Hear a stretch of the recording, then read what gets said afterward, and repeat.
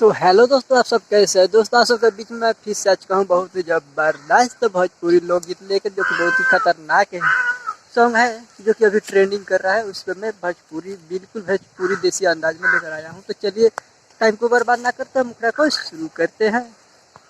जब हमरा से हारेला टांग उठा के मारेला। जब हमरा से हारेला टांग उठा के मारेला। बानी परेशान कहियो ले ली जान, जवानी के पानी के झारेला। जब हमरा से हारेला टांग उठा के मारेला। जब हमरा से हारेला टांग उठा के मारेला।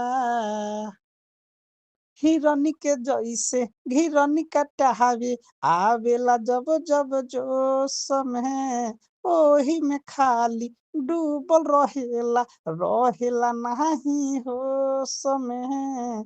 अपना भतार के का करी हम बड़ाई, दिन होखे रात हरदम करे टराई। भर जब पहाजा आवे बड़ी महाजा, चोली के खोली निहारेला। जब हमारा से हारेला टांग उठा के मारेला। जब हमारा से हारेला टांग उठा के मारेला।